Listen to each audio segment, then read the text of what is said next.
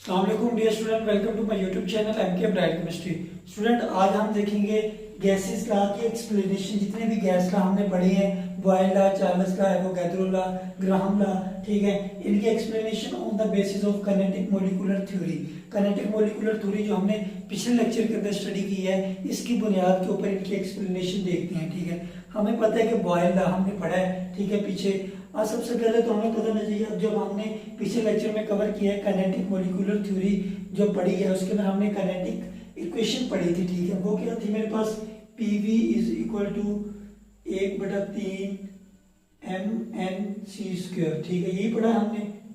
अब देखिए इधर, यहाँ पर पी क्या शो कर रहा है, प्रेशर को, V volume of a gas, M mass of one molecule of a gas, N represent करता है number of molecules, number of moles को, और सी रिप्रेजेंट कर रहे हैं वेलोसिटीज को। ठीक है, अब इधर हमने एक और इक्वेशन पढ़ी है, ठीक है, जो काइनेटिक एनर्जी होती है। हमने एक और इधर पॉइंट पढ़ा था, जो काइनेटिक एनर्जी होती है गैसेस की, वो डायरेक्टली प्रोपोर्शनल होती है किसके, टेम्परेचर के, एब्सोल्यूट टेम्परेचर की। 1/2 mnc² directly proportional to temperature. अब इधर मैंने mc², 1/2 mc², वो काइनेटिक एनर्जी होती है। एन इधर लिया है क्योंकि ये रिप्रेजेंट कर रहा है 1 मोल को। अगर 1 मोल की मैं काइनेटिक एनर्जी लूं, वो डायरेक्टली प्रोपोर्शनल है टेम्परेचर के। ठीक है, अब प्रोपोर्शनैलिटी को खत्म करें तो हमारे पास क्या आता है, mnc² = kT, ऐसे ही आता है। ठीक है, अब ये मेरे पास आ गई इक्वेशन नंबर 1। ठीक है, अब ये जो लो मेरे पास इक्वेशन नंबर 2। ठीक है, अब मैं क्या करूंगा, multiply and divide equation number 1/2।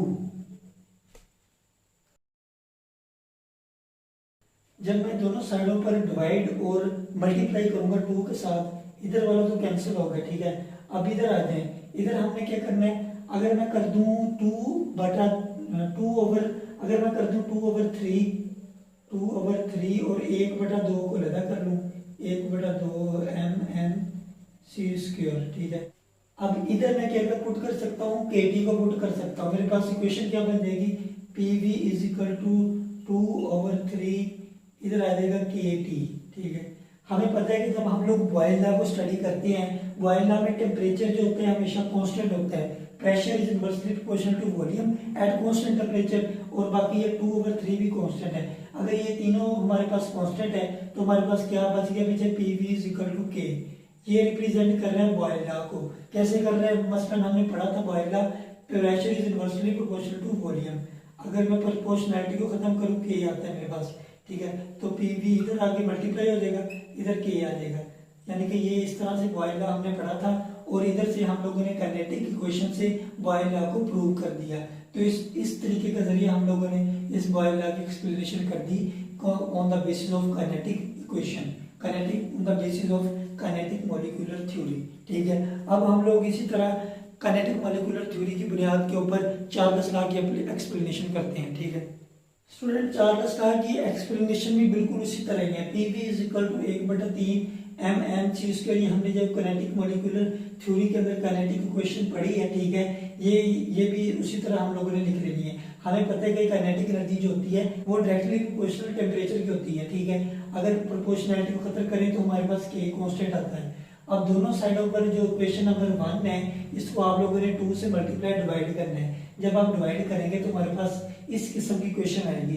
अब क्या करना है, 2/3 को लगा कर ले और 1/2 mnc² इसको लगा कर ले। ठीक है, हमें पता है 2/3 और ये आ जाएगा, ये काइनेटिक एनर्जी के बराबर होता है। ठीक है, ये काइनेटिक एनर्जी होती है kT के बराबर।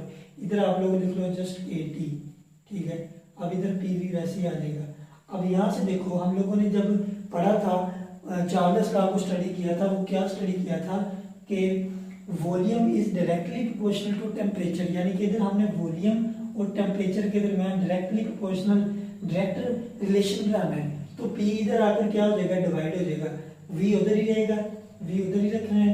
उसके बाद 2/P इधर मल्टीप्लाई हो रहा है, इधर नीचे आकर डिवाइड हो जाएगा 3P, और इधर मेरे पास क्या है, K कांस्टेंट है। टेम्परेचर को वैसे लिख लो। यहाँ से देखो, अगर ये सारे के सारे कांस्टेंट हैं, 2 3 P भी कांस्टेंट लें, प्रेशर कांस्टेंट होता है क्योंकि, और ये K की वैल्यू भी कांस्टेंट, तो वॉल्यूम और टेम्परेचर के में आप लोग क्या देख रहे हो, डायरेक्ट रिलेशन देख रहे हो।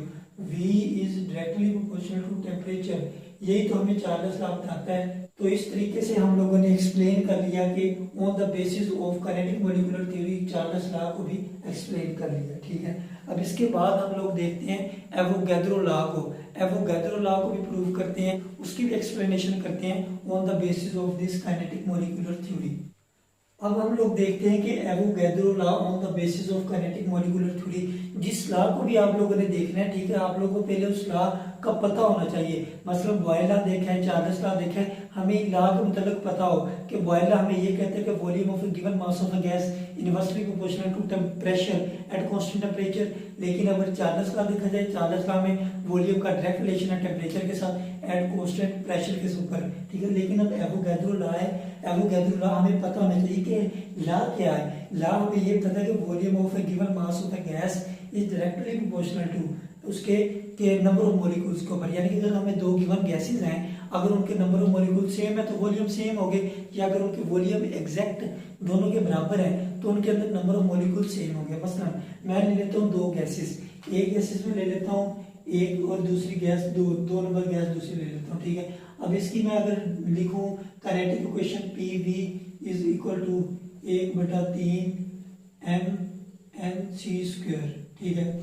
अब m1 होगा इसके मॉलिक्यूल का मास, नंबर मोल्स 1, और इसका भी जो वेलोसिटी होगी वो 1 होगी, ठीक है। इसी तरह मैं ले लेता हूँ PV सेकंड गैस के लिए, क्या इक्वेशन होगी सेकंड गैस के लिए भी इसी तरह M2N2C2, ठीक है। ये दोनों गैसेस के लिए मैंने काइनेटिक इक्वेशन लिख ली, ठीक है। अब मैं क्या करता हूँ, इन दोनों को कंपेयर करता हूँ। कंपेयर करूंगा तो मेरे पास क्या आएगा, ये दोनों तो कैंसिल हो गए इधर ही।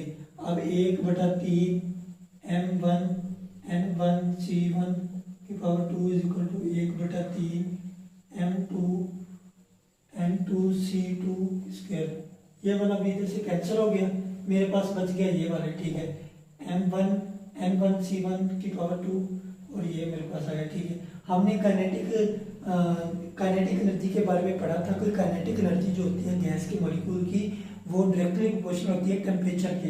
अगर मैं फर्स्ट गैस की काइनेटिक एनर्जी निकालूं तो वो क्या होगी, मेरे पास काइनेटिक एनर्जी हमें पता है कि 1/2 mc², ये मेरे पास गैस 1 के लिए, ठीक है।